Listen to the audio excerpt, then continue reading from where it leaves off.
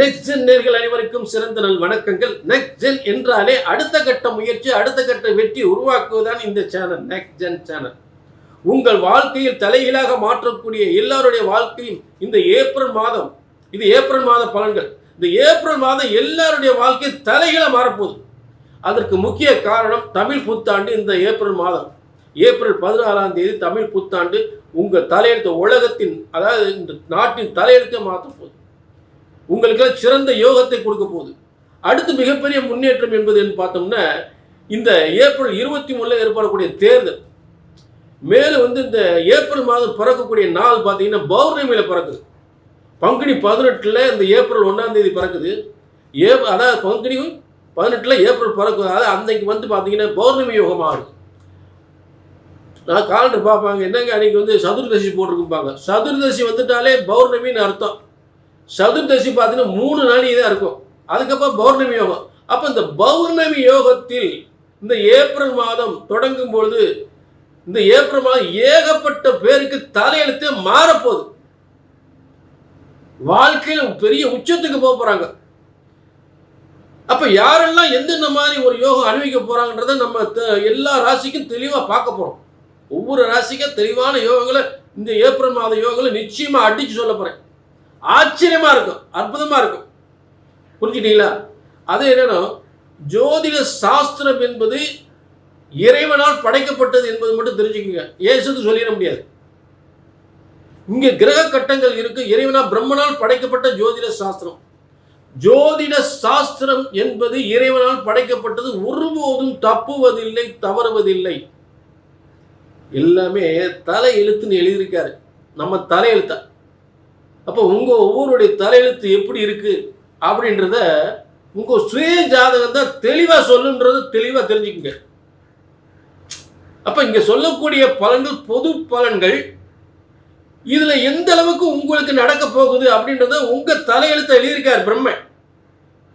ஆக பிரம்மனால் எழுதப்பட்ட தலையெழுத்து ஒருபோதும் தப்புவதில்லை, தவறுவதில்லை.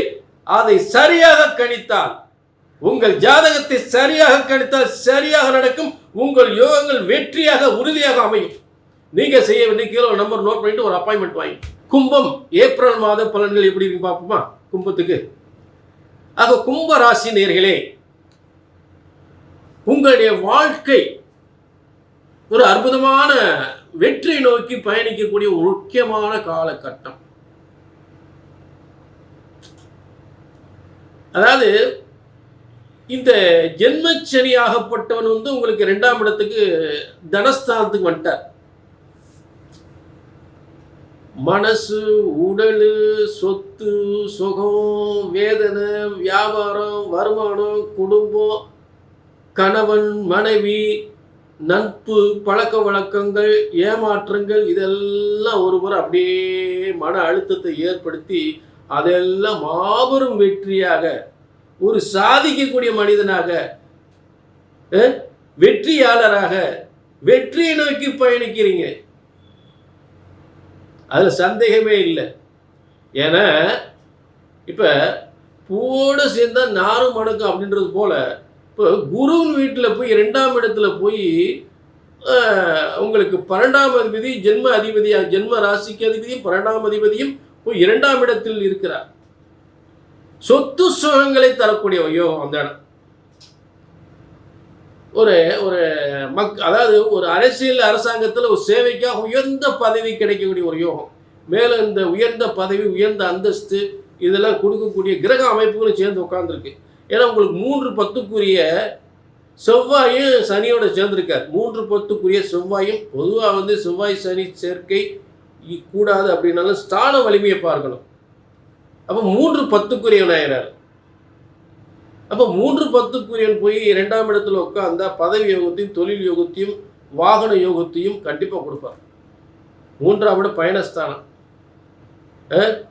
அது மாற்று. 10ஆம் இடம் தொழில் ஸ்தானம், வாகன யோகங்கள், கனரக வாகனங்கள், டிரான்ஸ்போர்ட்டு, பஸ்ஸு, டாக்ஸி, டிராவல்ஸு, இதெல்லாம் பிரமாதமாக பெரிய தொழிற்சாலை, மிகப்பெரிய தொழிற்சாலையில் தொடங்குவாங்க. ஹை லெவலில் வருவாங்க, ஹை லெவலில் வருவாங்க. அதில் மாற்று கருத்து இல்லை. கும்பராசி கும்பராசி வந்து பார்த்தீங்கன்னா அவங்க வந்து பார்த்தீங்கன்னா மக்கள் அனைவருமே அவங்க நிச்சயமா ஒரு டெய்லி ஒரு 10-100 பேரை கையெடுத்து கும்பிடுவாங்க. அந்த ஸ்தானத்துல தான் அவங்க இருப்பாங்க. அண்ணே வணக்கம்ண்ணே. காலையில் எந்திரிச்சு அவங்க வேட்டியை கட்டி அப்படி வீட்டை விட்டு கிளம்புனாங்கன்னா 10-100 பேர் சல்யூட் போட்டுக்கிட்டே இருக்கணும். கும்பராசி வந்து அவங்களும் நல்லா இருப்பாங்க, மற்றவங்களும் நல்லா இருக்கிறதுக்கு ஏதாவது செஞ்சுக்கிட்டு இருப்பாங்க. அப்ப அவங்க வாழ்க்கை எப்படி இருக்கும்? சோதனைகளை சந்திச்சுதான் இருப்பாங்க. இருந்தாலும் இந்த கிரக அமைப்பு நிச்சயம் மிகப்பெரிய வெற்றி ஏற்படும். அதுல மாற்று கருத்தே இல்லை. புரிஞ்சுட்டீங்களா? கும்பம் வம்புகள் எல்லாம் வீணா போயிடும். வம்பெல்லாம் வீணா போயிடும்.